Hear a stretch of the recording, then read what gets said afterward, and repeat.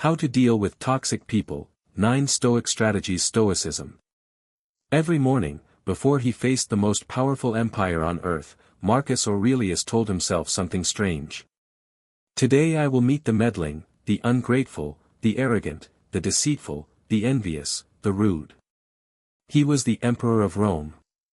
He could have banished anyone who annoyed him. Instead, he prepared for them. He understood something most of us never learn. You cannot control who walks into your life. But you can decide, in advance, who you will be when they arrive. Today, you will learn 9 Stoic strategies for dealing with toxic people. Not tricks to win arguments. Not clever comebacks. A way to walk through a room full of difficult people and come out with your peace intact. Strategy 1. Expect them. This is where Marcus Aurelius began, in the second book of his Meditations. Each morning, he reminded himself that he would encounter difficult people that very day, and that they acted this way because they could not tell good from evil. Think about what this does.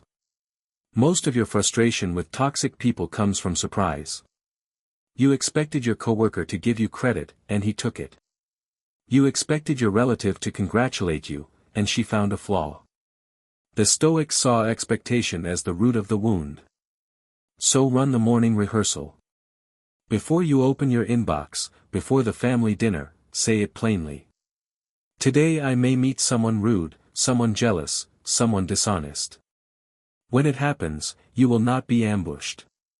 You will simply nod inwardly and think, there it is. Right on schedule. Preparation turns an attack into an appointment. Strategy 2. Remember that their behavior reveals them, not you. When someone insults you, what has actually happened? A person has expressed the contents of their own mind. That is all. Marcus reminded himself that when a man does wrong, the wrong stays with the man who does it. The bitterness of the online stranger who mocks your comment tells you about his frustrations, his character. It tells you nothing about yours. Think of it like a lamp. A lamp does not dim itself because someone curses at it. It just keeps giving light. When your relative belittles your career choice at the dinner table, she is publishing a report on her own values, her own fears. You are merely the paper it is printed on. Read it that way, and the sting fades. Their cruelty is their confession. Do not sign your name to it. Strategy 3. Do not hand them the remote control of your mood. Epictetus taught that it is not events that disturb us, but our judgments about events. Sit with that. When a toxic coworker makes a snide remark and you burn about it for 6 hours, who did the burning? He spent 5 seconds. You supplied the rest. Every time you replay the insult in the shower, you are pressing the button for him. The Stoics would say you have handed a stranger the remote control of your inner life, and he does not even know he is holding it. Take it back. You do this by noticing the judgment, not the words. He said the words. You decided they were unbearable. That decision is yours to revise. The moment you stop supplying fuel, their power over you shrinks to the length of the sentence they spoke. Nothing more. Strategy 4. Set boundaries without speeches. Here is where many people go wrong. They think a boundary is a dramatic announcement. A long text message. A confrontation with tears and raised voices. The Stoics preferred action to declaration. A boundary is not what you announce. It is what you do.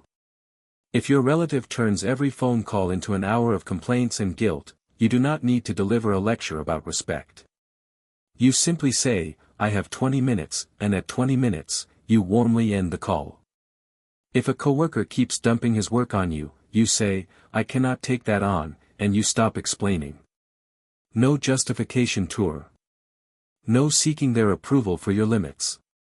Marcus wrote about doing what is right quietly, without fuss. A fence does not argue with the people it keeps out. It just stands there. Be the fence. Strategy 5. Limit your exposure. Epictetus gave his students a blunt warning. Keep company with people who lift you up, because character rubs off. He compared it to walking with someone covered in soot. Stay close long enough, and some of it gets on you. You cannot spend 3 hours a day with a chronic complainer and stay untouched. You will start complaining. You will not notice it happening. So do the audit. That group chat that is 90% gossip and outrage. The friend who only calls to tear other people down. The comments section you scroll before bed. You may not be able to remove these people from your life entirely, and Stoicism does not demand that you become a hermit. But dosage matters. What you cannot avoid, you can still ration. Guard your inner circle the way you would guard your health. Because that is exactly what it is. Strategy 6. Do not try to fix them. This one is hard, especially with family. You see the toxic pattern so clearly. You imagine that with the right words, the perfect argument, you could finally make them understand. The Stoics would stop you right there. Epictetus drew a hard line. Some things are up to us, and some things are not. Other people's opinions, characters, and choices sit firmly in the second category. Your uncle's bitterness was decades in the making. Your co-workers' need to dominate every meeting did not start with you and will not end with you. Marcus wrote that people will do the same things no matter how much you protest. You can offer an example. You can live well in front of them. That is genuine influence. But the project of renovating another person's soul? That project has a single qualified contractor, and it is not you. Strategy 7. Respond to the behavior, not the person. There is a difference between saying, that comment was dishonest, and saying, you are a liar. The first addresses an action. The second declares a war. The Stoics were careful here, because they believed people do wrong out of ignorance, not because they are evil at the core. Marcus reminded himself that the wrongdoer is a fellow human, sharing the same reason, made to work together like hands or eyelids. So when your coworker takes credit for your idea, address the incident. That proposal came from my work, and I want that known. Clean. Specific. Finished. You are not diagnosing his soul. You are correcting a fact. This keeps you effective, and it keeps you honest. The moment you attack the person instead of the act, you have joined the very game you were trying to leave. Strategy 8. Keep your standards when they drop theirs. Marcus Aurelius wrote a line that should be carved above every keyboard. The best revenge is to be unlike the one who caused the injury. When someone goes low, there is a pull, almost gravitational, to go low with them. The relative who mocks you at dinner, you could mock back. You know their weak spots.